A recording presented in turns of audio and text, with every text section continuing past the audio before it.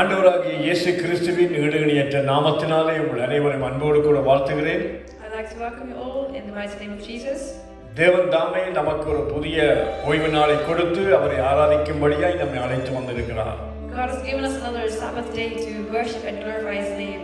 கர்த்தருடைய சமூகத்திலே நாங்கள் அவரை ஆராதித்து தொழுது கொள்ள நாங்கள் கூடி வந்திருக்கிறோம். We've gathered here together in His presence to worship Him. நிச்சயமாக நீங்கள் எல்லோரும் தேவனை ஆராதிப்பதற்கு ஆயத்தமாக இருப்பீர்கள் என்று நான் நம்புகிறேன். And I believe that you all are prepared to worship our Lord God. இன்றைக்கு இங்கிலாந்து தேசத்திலே ஒரு விசேஷித்த நாளாக இருக்கிறது. Today is a special day here in the UK. தாய்மார்கள் தினமாக இருக்கிறது. It is Mother's Day. அருமையான தாய்மார்களை உங்களையும் ஆண்டவராகிய இயேசு கிறிஸ்து நாமத்தினாலே ஆசீர்வதிக்கிறேன். Therefore, I would like to wish you all mothers. We would like to bless all the mothers who are celebrating Mother's Day today. எங்களோடு கூட இணைந்திருக்கிற HFTV நேயர்களையும் நாங்கள் தேவனுடைய நாமத்தினாலே வாழ்த்துகிறோம். We also like to welcome and greet all of our HFTV viewers. கர்த்தர் தாமே உங்கள் ஒவ்வொருவரையும் ஆசீர்வதிப்பாராக. And may God bless each and every one of you. ஒருவேளை நீங்கள் எதிர்பார்த்திருக்கிற காரியங்கள் உங்களால் ஆகாமல் இருக்கலாம். Maybe things that you're expecting to happen in your life have not taken place yet. ஆனால் மனுஷனால் ஆகாதது என் தேவனாலே ஆகும். But whatever is not possible through man, it is possible through our Lord God. ஏனென்றால் கர்த்தர் சகலவற்றையும் செய்து முடித்த தேவன். Because our God, He has gotten the victory. He already has completed it all. அவர் எங்களுக்காக யாவையும் செய்து கொண்டிருக்கிறவர். ஹல்லேலூயா. He is the one who is working for us. ஆகையினாலே அருமையான தேவனுடைய பிள்ளைகளை உற்சாகமாய் நாங்கள் கைதட்டி கர்த்தரை ஆராதிக்க போறோம். ஆராதிப்போம். Therefore, we're going to worship the Lord God. We're going to clap our hands and we're going to sing these songs together. ஹல்லேலூயா.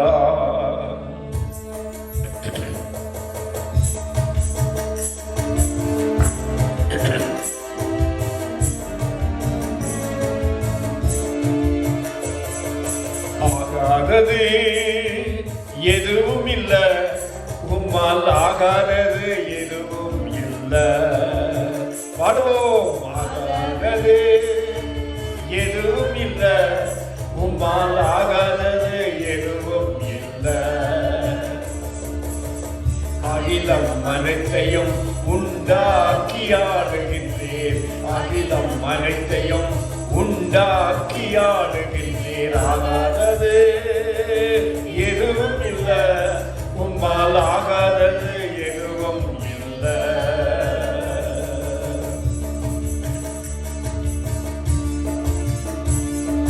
துதி செய்ய தொடங்கியதும் எதிரிகள் தங்களுக்குள் வெட்டுண்டு மணிய செய்தி. துதி செய்ய தொடங்கியதும் எதிரிகள் தங்களுக்குள் வெட்டுண்டு மணிய செய்தி. உம்மாலாகும் எல்லாமாகும், தனி உம்மாலாகும் எல்லாமாகும். எதுவும் இல்ல, உம்மால் ஆகாதது எதுவும் இல்ல. ஆகாதது எதுவும் இல்ல, உம்மால் ஆகாதது எதுவும் இல்ல.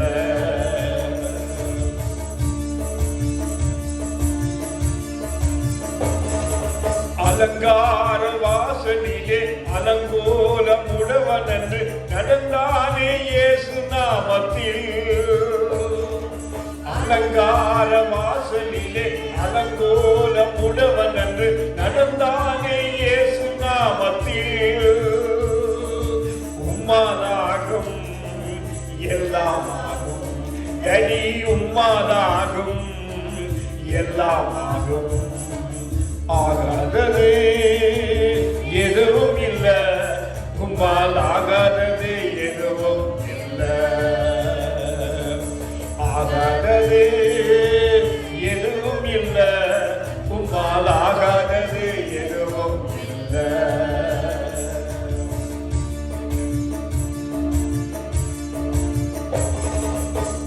கோலும் கையுமாக விளக்கை சென்றார் யாக்கோபு, பெருக செய்தீர் பெருங்கூட்டமாய். கோலும் கையுமாக விளக்கை சென்றார் யாக்கோபு, பெருக செய்தீர் பெருங்கூட்டமாய். உம்மாலாகும் எல்லாமாகும், தனி உம்மாலாகும் எல்லாமாகும். ஆகாதது எதுவும் இல்லை, உம்மால் ஆகாதது எதுவும் இல்லை. ஆகாதது எதுவும் இல்லை, உம்மால் ஆகாதது எதுவும் இல்லை.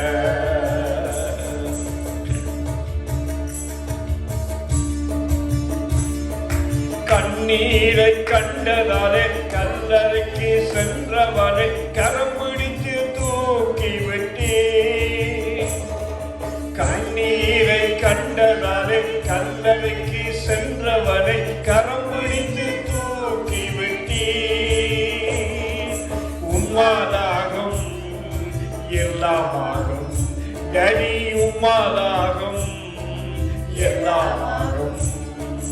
ஆகாதது எதுவும் இல்லை, உம்மால்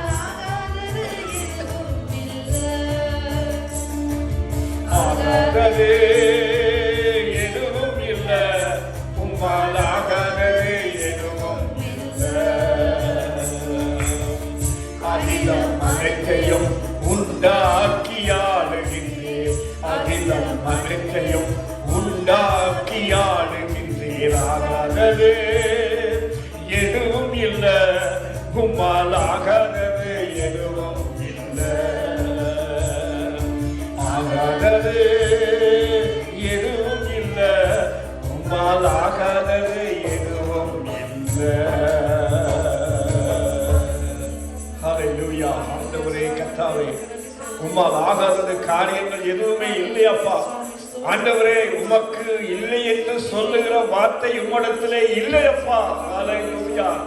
எல்லாமே உம்மால் ஆகும், எல்லாமே உம்மால் முடியும். ஆண்டவரே, நீர் எல்லாவற்றையும் செய்ய வல்லமையுள்ள தேவனப்பா, சர்வ வல்லமையுள்ள தேவன் நீர் ஆண்டவரே. ஹல்லேலூயா. ஓ ஹல்லேலூயா. உம்மை நாங்கள் ஆராதிக்கிறோம். ஆராதனையிலே பெரியவரே உம்மை ஆராதிக்கிறோம். ஹல்லேலூயா. நல்லவர், வல்லவர், போதுமானவர், கிருபையுள்ளவர். ஹல்லேலூயா. உம்மை நாங்கள் ஆராதிக்கிறோம். ஹல்லேலூயா. ஆண்டவரே, உமக்காக நன்றி செலுத்துகிறோம் அப்பா, நன்றி செலுத்துகிறோம், நன்றி செலுத்துகிறோம் அப்பா. ஹல்லேலூயா. இயேசப்பா, உமக்கு கோடி கோடி ஸ்தோத்திரங்கள். எபினேசராய் அவர் எங்கள் வாழ்க்கையிலே நம்மை நடத்தி வந்திருக்கிறார். அவரை நாங்கள் மறக்க முடியுமா? ஹல்லேலூயா. அவர் செய்த நன்மைகளை, உதவிகளை நாங்கள் என்றும் மறக்க முடியாது. ஹல்லேலூயா. ஸ்தோத்திரம் அப்பா. ஜீசஸ் பாடுவோம்.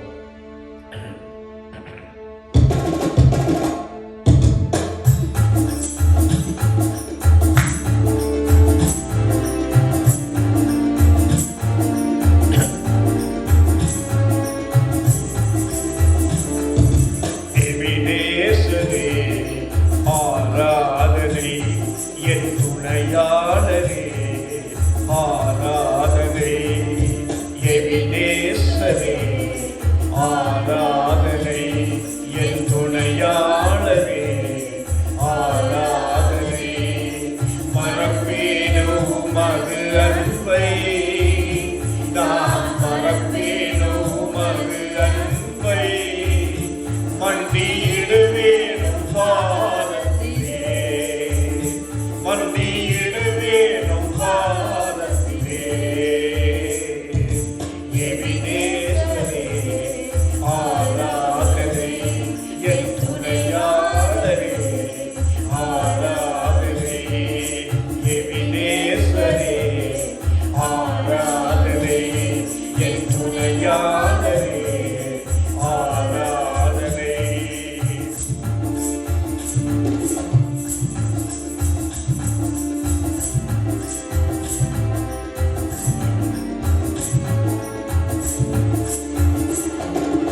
எளியோனை கண்ணோக்கி பார்த்தீரையா, பெயர் சொல்லி என்னை அழைத்தீரையா. எளியோனை கண்ணோக்கி பார்த்தீரையா, பெயர் சொல்லி என்னை அழைத்தீரையா.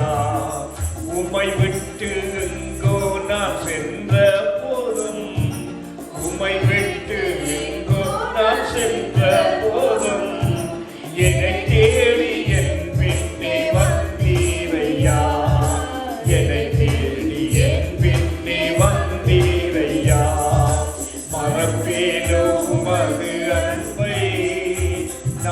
மறப்பேன் உமது அன்பை மன்னிடுவேன் பாதத்திலே மன்னிடுவேன் பாதத்திலே ஆராதனை என் துணையாளரே ஆராதனை எபினேசரே ஆராதனை என் துணையாளரே ஆராதனை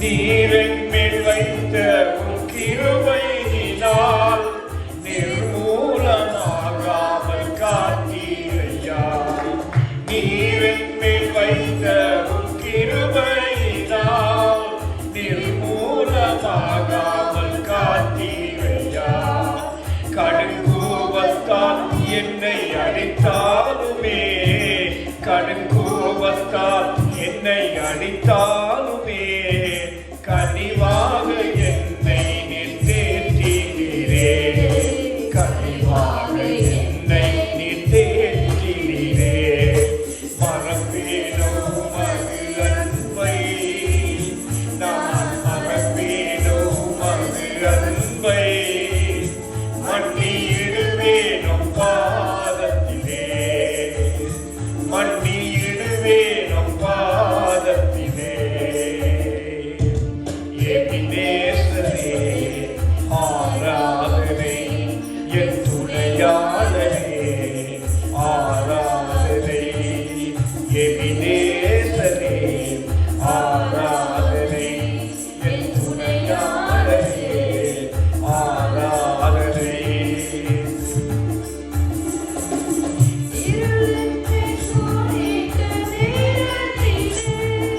வழியொன்றும் அறியாமல் தவிக்கையிலே இருளென்னை சூழ்ந்திட்ட நேரத்திலே வழியொன்றும் அறியாமல் தவிக்கையிலே மறந்தீரோ என்று நான் அழுவேனையா மறந்தீரோ என்று நான் அழுவேனையா மறப்பேனோ என்று சொல்லி அழைத்தீரையா மறப்பேனோ என்று சொல்லி அழைத்தீரையா மறப்பேனோ உமது அன்பை நான் மறப்பேன் ஹல்லேலூயா ஆண்டவரே உம்முடைய அன்பை மறக்க முடியுமா ஹல்லேலூயா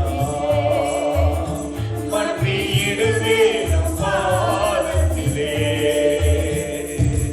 எபினேசரே ஆராதனை என் துணையாளரே ஆராதனை எபினேசரே ஆராதனை என் துணையாளரே ஆராதனை ஹல்லேலூயா ஆண்டவரே கர்த்தாவே எபினேசரே உமக்கு ஆராதனை ஆண்டவரே ஹல்லேலூயா ஆண்டவரே உம்மை நாங்கள் மறக்க முடியுமா எங்களை எம்மட்டுமாய் ஆண்டவரே நேசித்திருக்கிறீர் அப்பா பெயர் சொல்லி எங்களை அழைத்து ஆண்டவரே அப்பா உடைய பிள்ளையாக எங்களை ஏற்றுக்கொண்டு இன்று வரையிலும் கர்த்தாவே கைவிடாமல் எங்களை காத்து வருகிறீரே எங்கள் கண்ணீரை எல்லாம் துடைக்கிறீரே அப்பா ஹல்லேலூயா உம்மை நன்றிகளோடு துதிக்கிறோம் ஸ்தோத்தரிக்கிறோம் ஆண்டவரே ஸ்தோத்தரிக்கிறோம் அப்பா உம்மை நன்றிகளோடு துதிக்கிறோம் ராஜா நன்றி கர்த்தாவே நன்றி ஆண்டவரே ஹல்லேலூயா ஹல்லேலூயா ஸ்தோத்திரம் ஸ்தோத்திரம் ஆண்டவரே உமக்கு நன்றி ஹல்லேலூயா நன்றி ராஜாவே நன்றி அப்பா நன்றி ஆண்டவரே ஹல்லேலூயா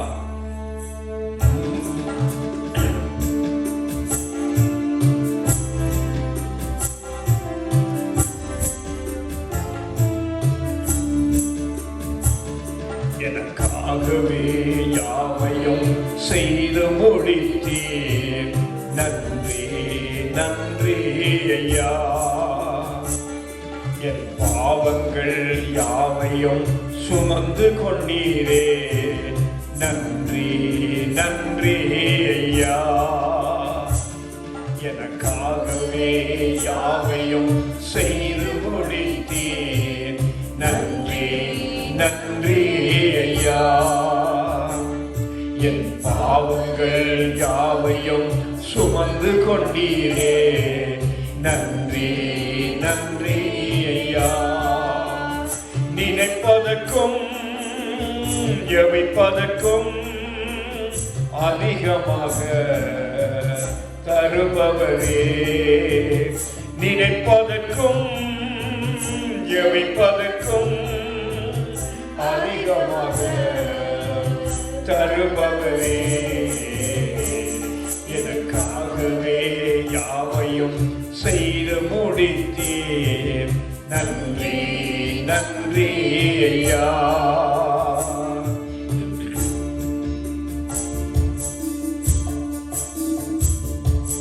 நான் எனது பிள்ளைக்கு நல்ல ஈவை கொடுக்கின்றேன். பரமபிதா அதை பார்க்கிலும் கொடுத்திடுவாரே. நான் எனது பிள்ளைக்கு நல்ல ஈவை கொடுக்கிறேன். பரமபிதா அதை பார்க்கிலும் கொடுத்திடுவாரே. நினைப்பதற்கும் ஜெபிப்பதற்கும் அதிகமாக தருபவரே. நினைப்பதற்கும் ஜெபிப்பதற்கும் அதிகமாக தருபவரே. எனக்காகவே யாவையும் ஹல்லேலூயா.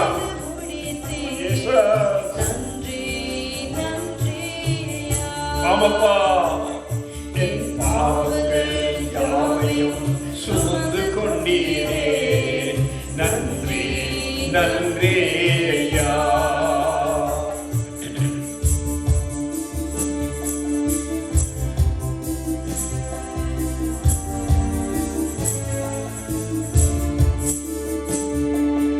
அன்றாடம் வேண்டிய ஆகாரம் தாருமே.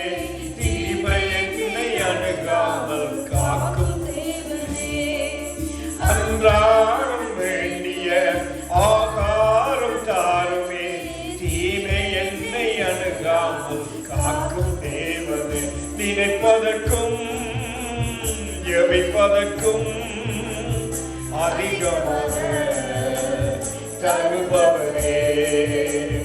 நினைப்பதற்கும் ஜெபிப்பதற்கும் அதிகமாக தருபவரே. எனக்காகவே யாவையும் செய்து முடித்தீர். நன்றி நன்றி ஐயா. என் பாவங்கள் யாவையும் சுமந்து கொண்டீரே. நன்றி நன்றி ஐயா.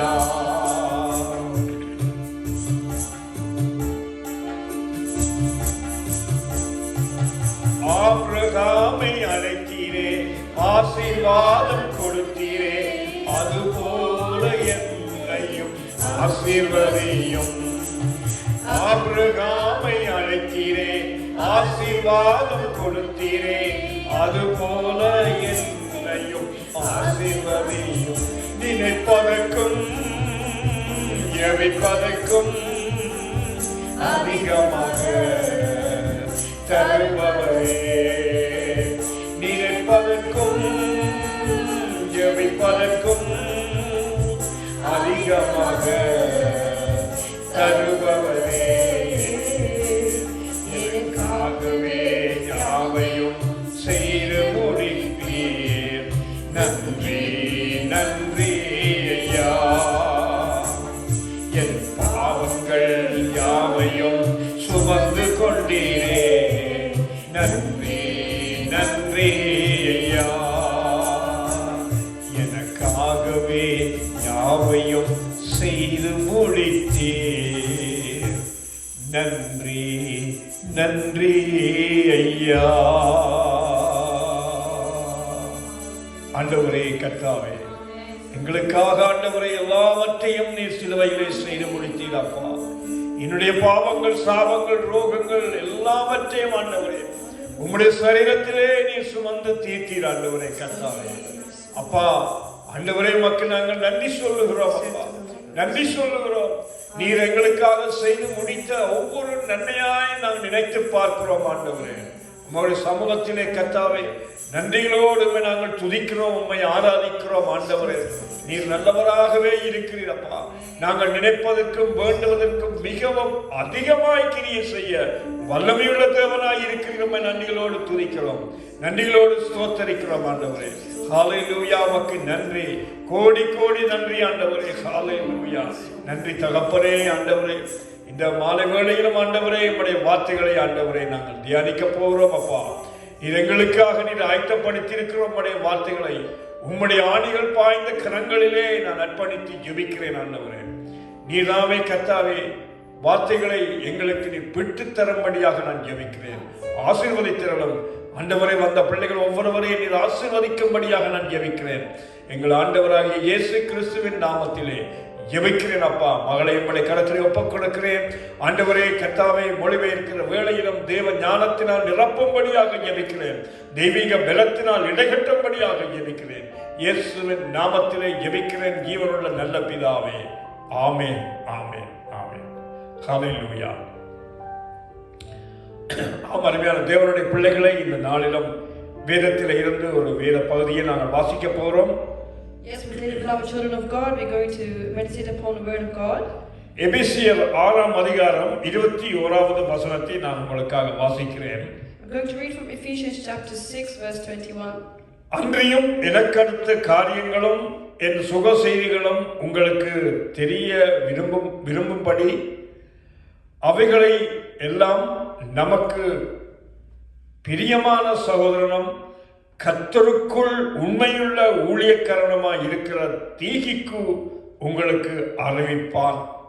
ஹல்லேலூயா. Tychicus, the dear brother and faithful servant in the Lord, will tell you everything, so that you also may know how I am and what I am doing.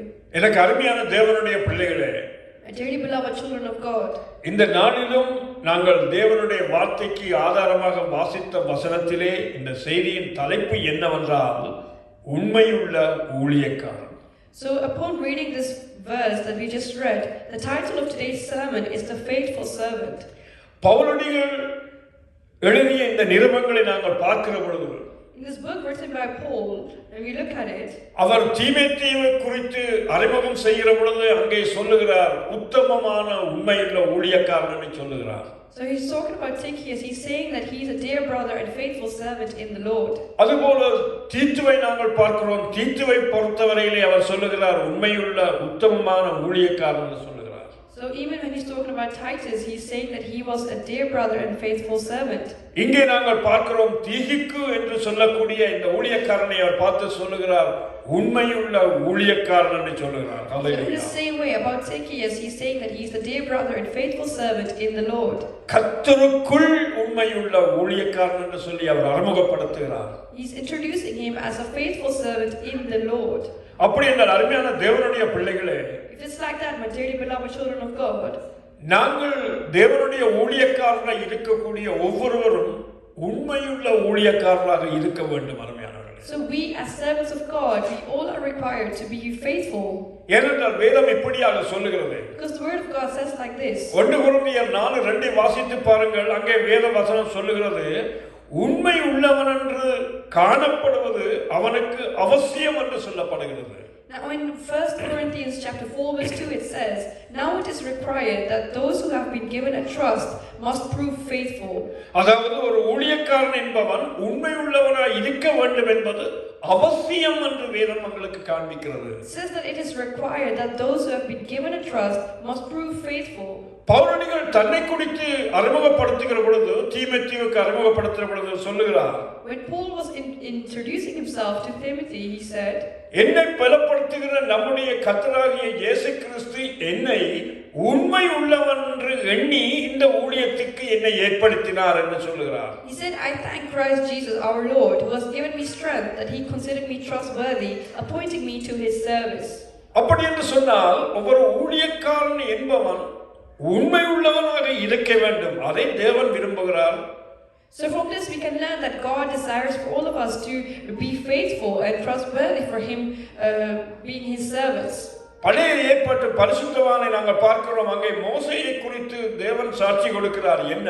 You see in the Old Testament where God is given a testimony about Moses. மோசே என்னுடைய வீட்டிலே எங்கும் உண்மையுள்ளவன் என்று தேவன் சாட்சி கொடுக்கிறார். God is giving a testimony. He's testifying that Moses, he was always a faithful servant to me. அதுபோல தாவீதை குறித்து சாட்சி கொடுக்கிறார். Even David, he was telling that he was. அங்கே ஒவ்வொரு பரிசுத்தவான்களை குறித்தும் தேவன் சாட்சி கொடுக்கிறதை நாங்கள் பார்க்கிறோம். But every righteous person that God has used, he's testifying about them. அப்படி என்றால் இன்றைய நாளிலே இருக்கக்கூடிய ஊழியக்காரர் என்று சொல்லக்கூடிய நாங்கள் ஒவ்வொருவரும் கிறிஸ்துவுக்குள் கர்த்தருக்குள் உண்மை உள்ளவர்களாக இருக்க வேண்டும் என்று தேவன் விரும்புகிறார். So God is desiring for each and every one to be and remain a faithful servant in the Lord. அப்படி என்று சொன்னால் இந்த உண்மையுள்ள ஊழியக்காரனுடைய ஒரு முக்கியமான 3 விசேஷித்த தன்மைகளை வேதம் நமக்கு காண்பிக்கிறது. The word of God is teaching us 3 different things of how to be a faithful servant. நாங்கள் வாசித்த இந்த எபேசியர் புத்தகத்திலே அந்த நிருபத்திலே 6ஆம் நிருபத்திலே ஒரு முக்கியமான காரியங்கள் இருக்கின்றன. In Ephesians that we just read, in that same book, there is an important thing that we can pay attention to. 6ஆம் அதிகாரம் 6ஆம் வசனத்தை நீங்கள் வாசிப்பீர்களா இருந்தால், if you read from Ephesians chapter 6 verse 6, it says, அங்கே வசனம் ஆரம்பிக்கிறது எப்படி மனுஷனுக்கு பிரியமாய் இருக்க விரும்புகிறவர்களாக பார்வைக்கு ஊழியம் செய்யாமல் கிறிஸ்துவின் ஊழியக்காரராக மனப்பூர்வமாய் தேவனுடைய சித்தத்தின்படி செய்வான் என்று எழுதப்பட்டிருக்கிறது. It says, obey them not only to win their favor when their eye is on you, but as slaves of Christ, doing the will of God from your heart. அப்படின்னு சொன்னால் வேதம் எதை நமக்கு போதிக்கிறது கற்றுக் கொடுக்கிறது என்று சொன்னார். So what is the word of God explaining and teaching us? ஊழியக்காரராகிய நாங்கள் மனுஷனை பிரியப்படுத்துவதற்கு ஊழியம் செய்யக்கூடாது. That we should not do ministry to please the man. ஏனென்றால் தேவன் விரும்புகிறது தேவனை நாங்கள் பிரியப்படுத்த வேண்டும் என்பதுதான் தேவனுடைய சித்தமாய் இருக்கிறது. Because of God's desire and His will that we please Him. மனுஷனை பிரியப்படுத்துகிற பார்வைக்கு ஊழியம் நாங்கள் செய்யக்கூடாது என்பதை வேதம் நமக்கு கற்றுக் கொடுக்கிறது. The word of God is teaching us that we should not try to win their favor when their eyes is on us.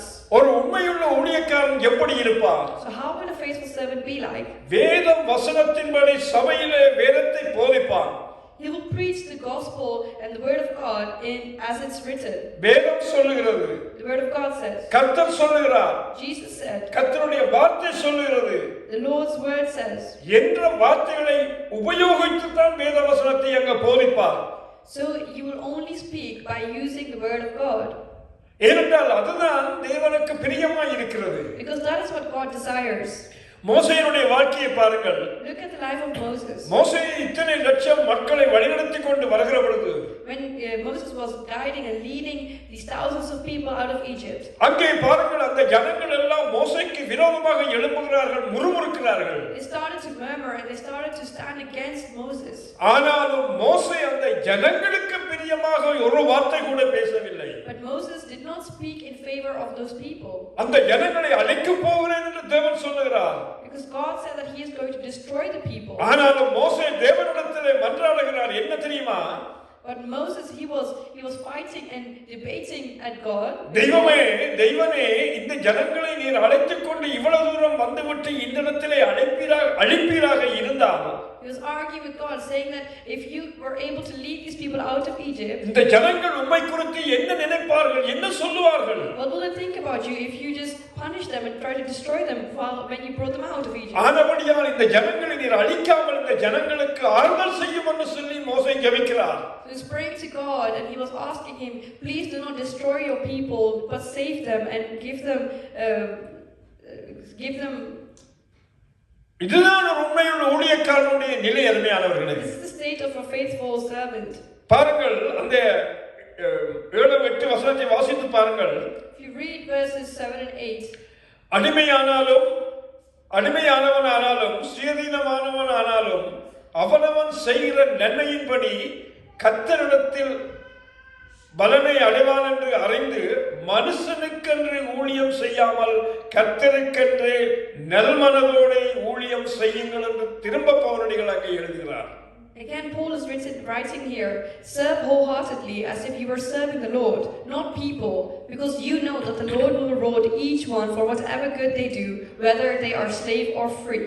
ஏனென்றால் கர்த்தர் தான் நம்மை ஊழியத்துக்கு அழைத்திருக்கிறார். Because our God is the one who has called us to do this ministry. இன்றைக்கு நீங்கள் அநேகரை நாங்கள் பார்க்க முடியும். But we could see many people today. இன்றைக்கு சபைகளிலே எத்தனையோ விசுவாசிகள் எத்தனையோ தப்புக்களை செய்வார்கள். Many people, members of churches, they will commit many mistakes. எத்தனையோ தப்புக்களை செய்து போட்டு வருகிறதை ஊழியக்காரனுக்கு தெரியும். And the leader of the church, he is aware of all these things. ஆனால் ஊழியக்காரன் என்ன செய்ய மாட்டார்? ஒரு நாள் அந்த மக்களை அந்த ஜனங்களை என்ன செய்ய மாட்டார்? கண்டித்து பேச மாட்டார். But what he would never do is he would never warn them or actually speak to them directly about what they did. அந்த தப்பு செஞ்சிட்டு வர்ற ஜனங்கள் மனம் திரும்பும்படி அந்த ஜனங்களுக்கு ஆலோசனை சொல்ல மாட்டார். He would not advise them or guide them, give them the guidance that they need to rectify their mistakes. அவர்கள் என்ன செய்தாலும் அவர்களுக்கு பிரியமாகவே தன்னுடைய வார்த்தைகளை பேசி அவர்களை சந்தோஷப்படுத்தி அனுப்புவார். But he'll make sure that he will speak in favor of the people and he will just keep it all happy and peaceful. அது இல்ல அருமையானவரே தேவனுடைய வார்த்தை. That is not what the word of God says. தேவனுடைய வார்த்தை அது உண்மையுள்ள வார்த்தையாக இருக்கிறது. The word of God is the truth. தேவனுடைய வார்த்தையை நாங்கள் உண்மையாய் உத்தமமாய் நாங்கள் பேச வேண்டும். We have to speak it as it is, as the truth. கண்டிக்க வேண்டிய இடத்திலே கண்டித்து கற்றுக் கொடுக்க வேண்டிய இடத்திலே நாங்கள் கற்றுக் கொடுக்க வேண்டும். You have to punish when you the place that you need to punish. ஏனென்றால் கர்த்தருடைய வார்த்தை நம்மை புடமிடுகிறதாக இருக்கிறது. Because the word of God is the one that leads us and guides us. நாம் பொன்னாக விளங்க வேண்டும் என்பது தேவனுடைய விருப்பமாக இருக்கிறது. It is God's desire that we would listen to the word of God and transform and become a better person. கலாத்தியர் 1:10 வாசித்து பாருங்கள். If you read from Galatians chapter 1 verse 10. அங்கே பவுலடிகளார் இப்படியாக எழுதுகிறார். Paul has written this like this. இப்பொழுது நான் மனுஷனையா தேவனையா யாரை நாடி போதிக்கின்றேன்? மனுஷனையா பிரியப்படுத்துகிறேன்?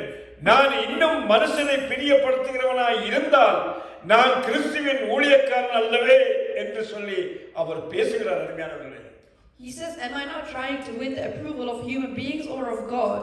Or am I trying to please people? If I were still trying to please people, I will not be a servant of God. அப்படி என்றால் உண்மையுள்ள ஊழியக்காரன் என்ன செய்வான்?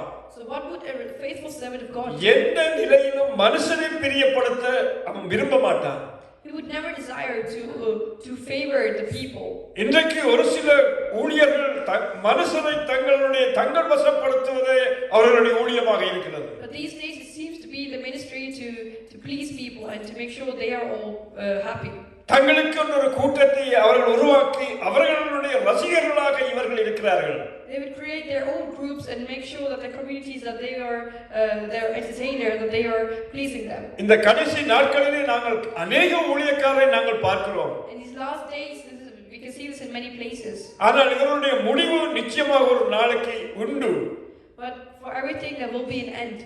ஆனால் கர்த்தர் என்ன சொல்லுகிறார்? What does the Lord say? என்னுடைய ஊழியக்காரன் உண்மை உள்ளவனாக இருக்க வேண்டும். He says, my faithful servant, he will remain faithful and trustworthy. முதலாவதாக அந்த மனுஷன் என்ன செய்ய வேண்டாம்? மனுஷனுக்கு பிரியமாக ஊழியம் செய்ய மாட்டான். So the first point is that you should not do ministry to please the people. தன்னுடைய ஊழிய பாதையிலே கர்த்தரையே எப்பொழுதும் மகிமைப்படுத்துகிற மனுஷனாக இருப்பான்.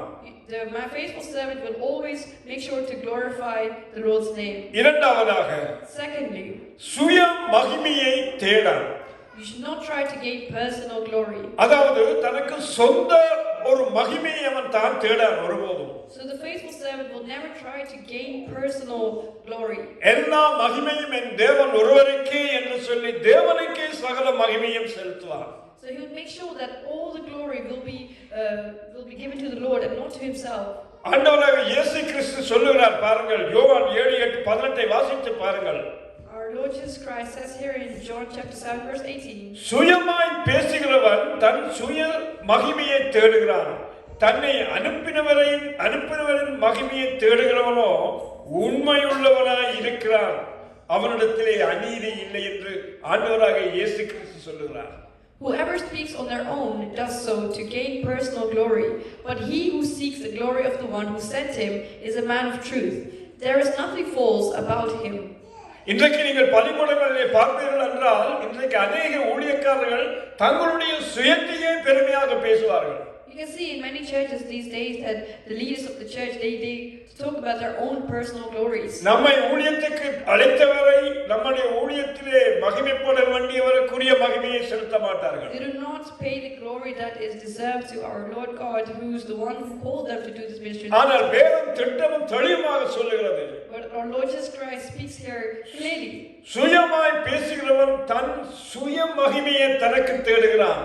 It says whoever speaks on their own does so to gain personal glory. நாங்கள் சுய மகிமையை தேடாமல் தேவனுக்கு மகிமையை தேட வேண்டும் அருமையானவர்களே. We should stop to try gain personal glory, but we should seek the glory of the one who sent us. இன்றைக்கு अनेक ஊழியக்காரர்கள் இன்றைக்கு சினிமா நடிகர்கள் போல சபைக்கு அவர்கள் ஒவ்வொரு ஹீரோவா மாறிவிட்டார்கள். We can see that many leaders of churches, they are becoming like celebrities, that they are entering the church, they're giving big entrances like it's all about them and not about God. ஏனென்றால் இன்றைக்கு अनेक திருச்சபைகளிலே விசுவாசிகளுக்கு கிறிஸ்துவை தெரியாது, ஆனால் போதகரை தான் நன்கு தெரியும். Well, we can see that many Christians today, new Christians, that they only know, they don't know about God, but they only know about the leaders of those church. ஏனென்றால் அங்கே கிறிஸ்துவுக்குரிய மகிமை இல்ல, எல்லாமே மனுஷனுக்குரிய மகிமை. Because the glory has not been given to God, it's been given to the people. அருமையான தேவனுடைய பிள்ளைகளே, My dearly beloved children of God, பவுலடிகள் இப்படியாக சொல்லுகிறார். Apostle Paul says like this. அநேக சாட்சிகளுக்கு முன்பாக நீ என்னிடத்தில் கேட்டவைகள் மற்றவர்களுக்கு போதிக்கத்தக்க உண்மையுள்ள மனுஷரிடத்திலே ஒப்புவி என்று தீமோத்தேயுவுக்கு சொல்லுகிறார்.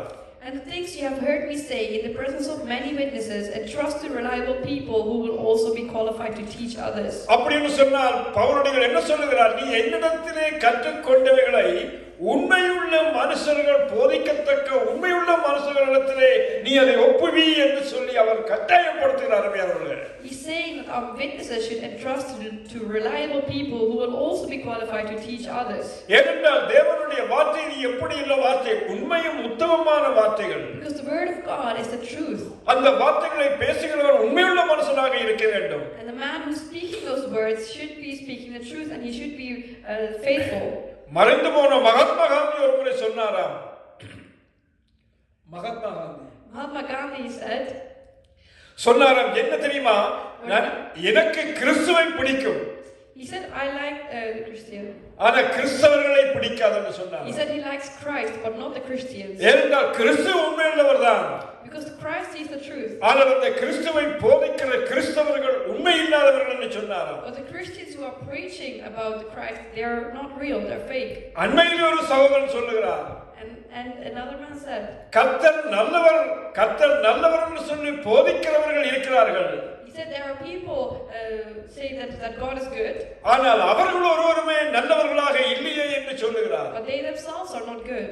உண்மை அருமையான தேவனுடைய பிள்ளைகளே, And it's the truth, my dear brothers. ஒரு ஊழியக்காரனை அப்படி சொல்லுகிறார் என்று சொன்னார்.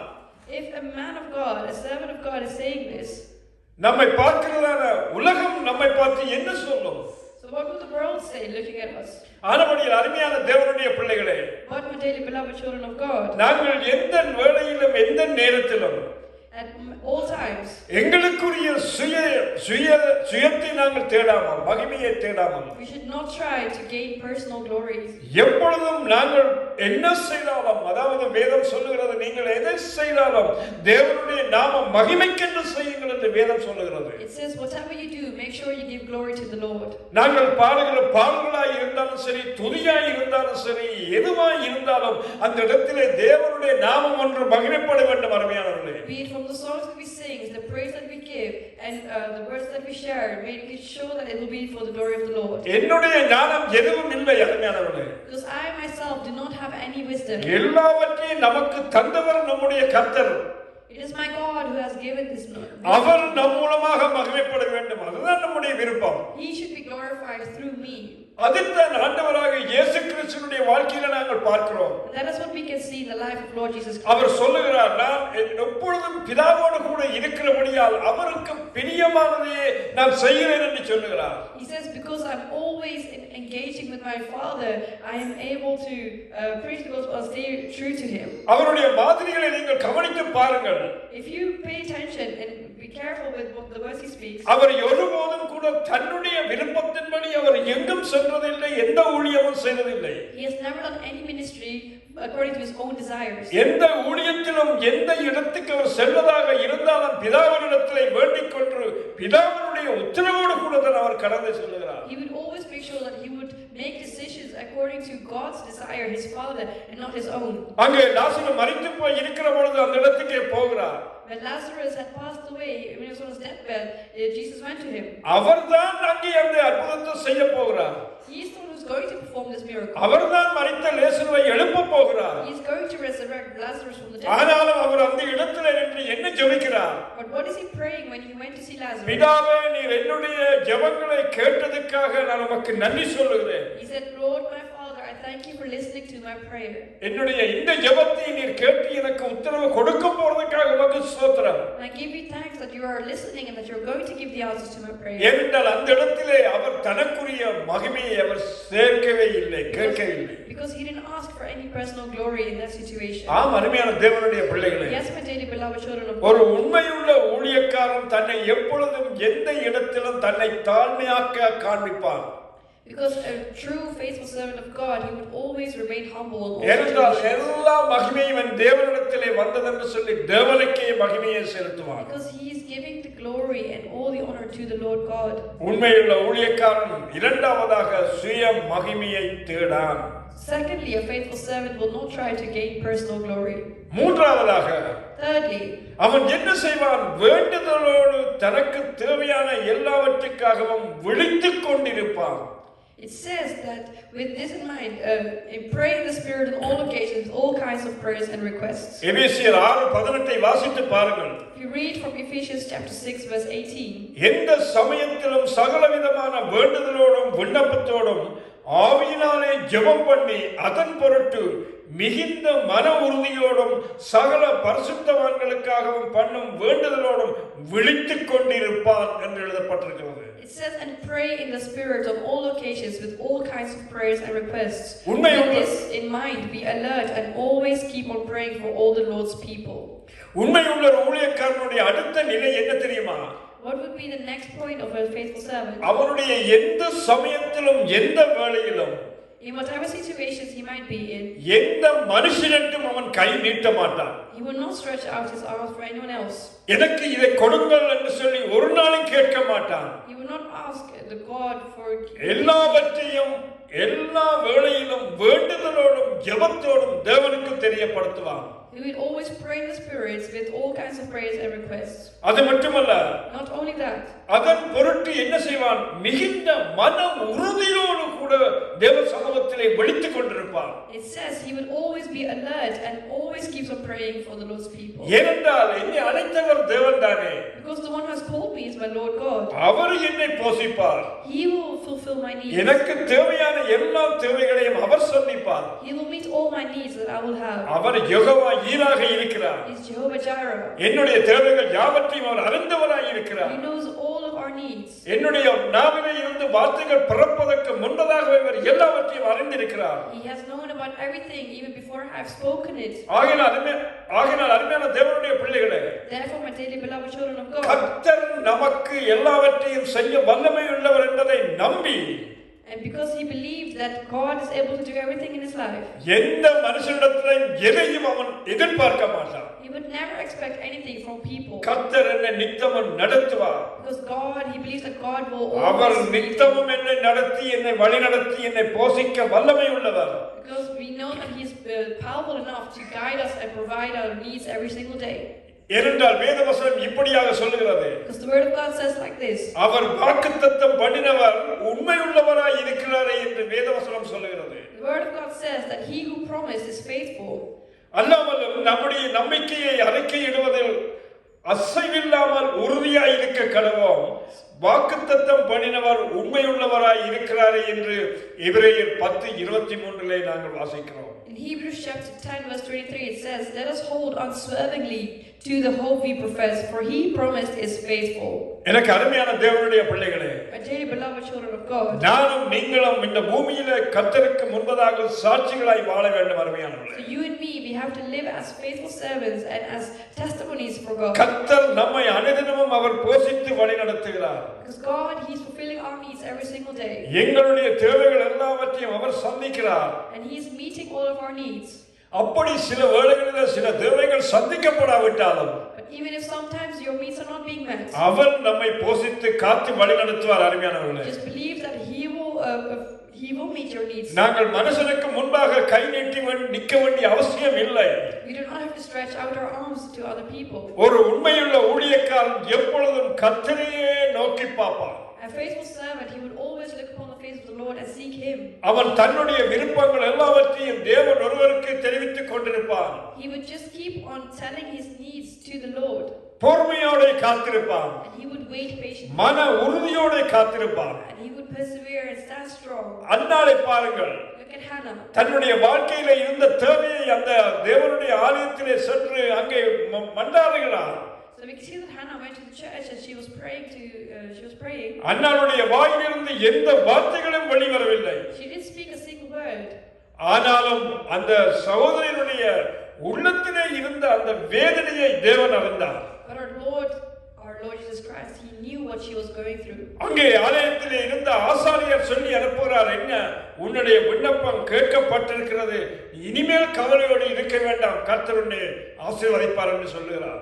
So through a priest he went and he told Hannah that do not worry, God has listened to your prayer and it shall be fulfilled. அதுதான் அருமையான தேவனுடைய பிள்ளைகளே, Therefore my dearly beloved brothers and எங்களுடைய sisters, வாழ்க்கையில அப்படிப்பட்ட ஒரு உறுதியான முடிவை நாங்கள் எடுக்க வேண்டும். we should take that decision in our lives. என்ன வந்தாலும் என் தேவன் என்னை சந்திப்பார். Whatever I might face in life, my God will meet my needs. எனக்காக யாவையும் செய்து முடிப்பார் என்று நாங்கள் பாடுவோமே. Just like the song that we said, that our God, He was the one who has fulfilled everything for me. நிச்சயமாக அவர் செய்து முடிப்பார். He will definitely fulfill it for me in my life. அருமையான தேவனுடைய பிள்ளைகளே, Dearly beloved children of God, வேதத்திலே நாங்கள் ஒரு வசனத்தை வாசிக்கிறோம். we read a verse from the Bible. அங்கே நீங்கள் பாருங்கள், மத்தேயு 25:27 வசனத்தை வாசித்து பாருங்கள். We read from Matthew chapter 25 verse 21. அவருடைய எஜமான் அவனை நோக்கி, நல்லது உத்தமமும் உண்மையும் உள்ள ஊழியக்காரனே, கொஞ்சத்திலே உண்மையாயிருந்தாய், அநேகத்தின் மேல் உன்னை அதிகாரியாக வைப்பேன் என்று சொல்லி உன் எஜமானுடைய சந்தோஷத்துக்குள்ளாய் பிரவேசி என்று சொன்ன அந்த சம்பவத்தை நாங்கள் அறிந்திருக்கிறோம். His master replied, "Well done, good and faithful servant. You have been faithful with a few things. I will put you in charge of many things. Come and share your master's happiness." இந்த ஊழியக்காரன் எப்படிப்பட்ட ஊழியக்காரனா? So what kind of servant was this servant? கொஞ்சத்திலே உண்மை உள்ளவனாய் இருந்தார். ஹalleluya. You have been faithful with a few things. எனக்கு அருமையான தேவனுடைய பிள்ளைகளே, My dearly beloved children of God, இன்றைக்கு அநேக ஊழியக்காரர்கள் லட்சாதிபதிகளாய் மாறினதினாலே, because many servants of God have become millionaires, அவர்களால் உண்மையாய் இருக்க முடியவில்லை. they are unable to remain faithful. அவர்களுடைய அசிங்கமான வாழ்க்கை வரலாறு ஆண்டவராகிய இயேசு கிறிஸ்துவினுடைய நாமத்தையே தூசிக்கிறது. அருமையானவர்களே, They have become as people who have been brought a bad name to our Lord Jesus Christ's name. கர்த்தர் ஒரு மனுஷனை ஆசீர்வதித்தால் அந்த ஆசீர்வாதம் எப்படி இருக்க வேண்டும்? So when God has blessed someone, how should that blessing மற்ற மனுஷர்களை அந்த ஆசீர்வாதம் ஒரு நாளும் தடை பண்ணக்கூடாது. It should not stop other people from receiving their blessing. ஏனென்றால் தேவன் அப்படித்தான் ஆசீர்வதிப்பார். Because that's how our God blesses. உண்மையுள்ள மனுஷன் பரிபூரணமாக ஆசீர்வதிக்கப்படுவார் என்று வேதம் சொல்லுகிறது. Where God says that when God blesses, He blesses wholly. ஆனால் இன்றைக்கு பார்ப்பமாக இருந்தால் அநேகரை தேவன் அளவில்லாமல் ஆசீர்வதித்தனாலே, But because God has blessed the people in abundance, அவர்கள் ஏதோ காரியங்களில் எல்லாம் இன்றைக்கு என்னென்ன சொல்ல முடியவில்லை என்னால். so because of that, they don't know, they are unable to remember the person who has given them these blessings. ஆம், அருமையான தேவனுடைய பிள்ளைகளே, Yes, my beloved dearly children of God. தேவன் நமக்கு கொடுத்த தாளந்தை, அதை எத்தனை தாளந்தாய் இருந்தாலும் அந்த தாளந்தை வைத்து நாங்கள் அதிலே உண்மை உள்ளவர்களாக, கொஞ்சத்திலே உண்மை உள்ளவர்களாக இருந்து தேவனுக்கு ஊழியம் செய்ய வேண்டும். அதுதான் உண்மையுள்ள ஊழியக்காரன். So what we should do is the talent that God has given us, each and every one of us, we have to use that for His glory and not for our personal glory. என்னிடத்திலே இல்லாததுக்காக நான் என்ன செய்யக்கூடாது? இன்னொருடத்திலே பிறனிடத்திலே கடன் வாங்கக்கூடாது. Just because I don't have the money, I should not borrow from other people. தேவன் நமக்கு தந்த தாளந்துகள் போதும். அவைகளை வைத்து நம்மால் என்ன செய்ய முடியுமோ அதை நாங்கள் செய்ய வேண்டும். So what you have to do is you should just accept the gifts that you've been given, and you should just use what you've been giving and not ask for anything. அதைத்தான் இந்த உண்மையுள்ள மனுஷன் செய்தான்.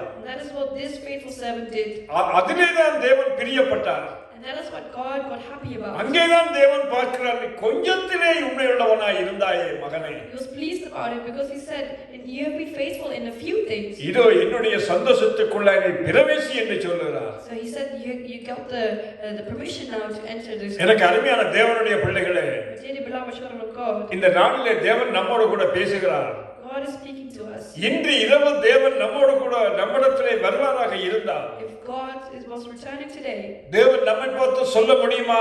உண்மையுள்ள ஊழியக்காரனே, கொஞ்சத்திலே உண்மையாய் இருந்தாய், நீ என்னுடைய ராஜ்யத்துக்குள்ளாய் பிரவேசி என்று தேவன் சொல்ல முடியுமா?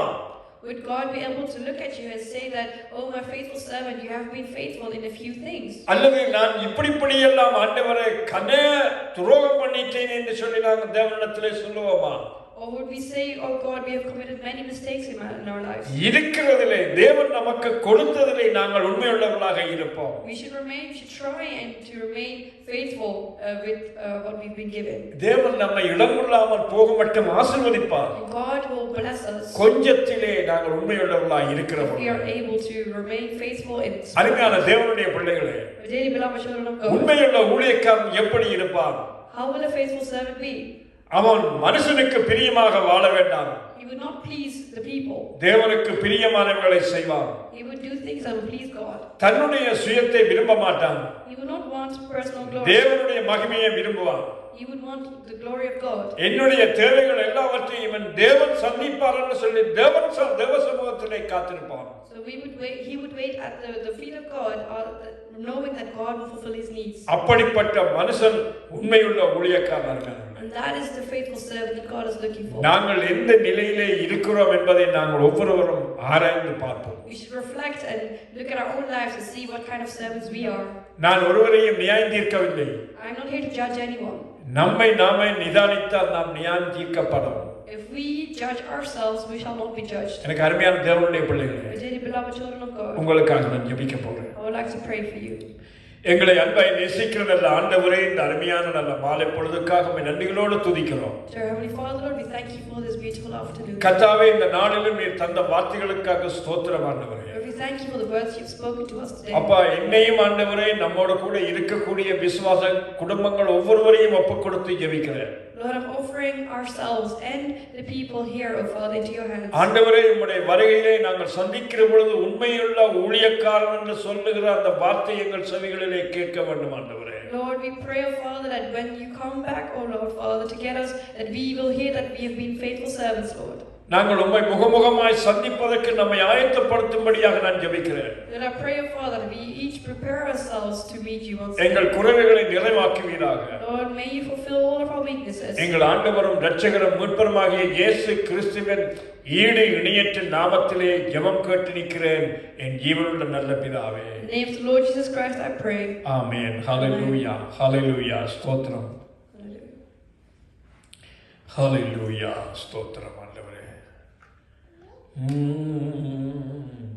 ஹல்லேலூயா, நன்றி ஆண்டவரே, நன்றி. உம்மை நினைக்கும் போதெல்லாம் நெஞ்சம் மகிழுதையா, அன்பு பெருகுதையா. உம்மை நினைக்கும் போதெல்லாம் நெஞ்சம் மகிழுதையா, அன்பு பெருகுதையா. தள்ளப்பட்ட கல்நான் எடுத்து நிறுத்தினீரே, தள்ளப்பட்ட கல்நான் எடுத்து தடுத்து நிறுத்தினீரே, உண்மை உள்ளவன் என்று கருதி ஊழியம் தந்தீரையா. உண்மை உள்ளவன் என்று கருதி ஊழியம் தந்தீரையா. நன்றி நன்றி ராஜா, நன்றி இயேசு ராஜா, நன்றி நன்றி ராஜா, நன்றி இயேசு ராஜா. உம்மை நினைக்கும் போதெல்லாம் நெஞ்சம் மகிழுதையா, அன்பு பெருகுதையா. ஆம் தேவனே, ஆண்டவரே, எங்களை உண்மை உள்ளவர்கள் என்று நீர் அழைத்து ஆண்டவரே உம்முடைய கனமான ஊழியத்தை நீர் தந்திருக்கிறீர் அப்பா.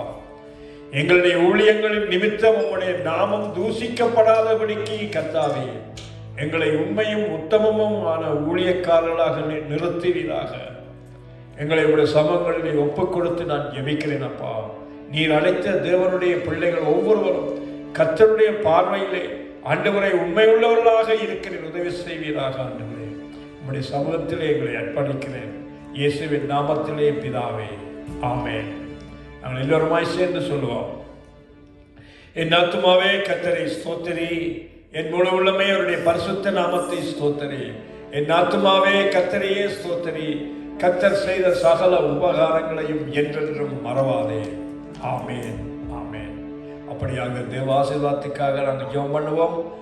கர்த்தராகிய இயேசு கிறிஸ்துவின் கிருபையும் பிதாவாகிய தேவனுடைய அன்பும் பரிசுத்த ஆவியானவருடைய வழிநடத்தலும் நம் அனைவரோடும் இன்றும் என்றும் சதா காலங்களிலும் கூட இருப்பதாக. ஆமென், ஆமென், ஆமென். கர்த்தர் உங்கள் ஒவ்வொருவரையும் ஆசீர்வதிப்பாராக. May God bless each and every one of you. ஆம், எனக்கு பிரியமான தேவனுடைய பிள்ளைகளே, Yes, my dearly beloved children of God. வருகிற வாரங்களிலே எங்களுடைய தொடர்ச்சியான ஜெபங்கள், வேத வாசிப்புகள், இன்னும் இங்கே பாடசாலைகள் எல்லாம் நடந்து கொண்டிருக்கின்றன. தயவு செய்து விரும்பினவர்கள் நீங்கள் கலந்து கொள்ளலாம், படிக்க வரலாம். கர்த்தர் உங்களை ஆசீர்வதிப்பாராக. So in the week we will have our prayer meetings, and we have our after school clubs, and we have our music lessons. Everything is taking place. If you want more information about this, please message us. இங்கே இந்த இடத்திலே தமிழ், சிங்களம், touch போன்ற மொழிகளை நாங்கள் கற்றுக் கொடுக்கிறோம். We are teaching here Tamil, Sinhalese, and Dutch. விரும்பினவர்கள் வந்து நீங்கள் தாராளமாக கற்றுக்கொள்ளலாம். If you'd like to learn, please do reach out to us, and we will give you more information about அதோடு கூட இசை காரியங்களையும் நாங்கள் கற்றுக் கொடுக்கிறோம். If you'd like to learn how to play the instruments, we also doing that here. விரும்பினவர்கள் வந்து நீங்கள் கற்று If you want to learn, then you can come here, you can learn, and you can use it as your ministry.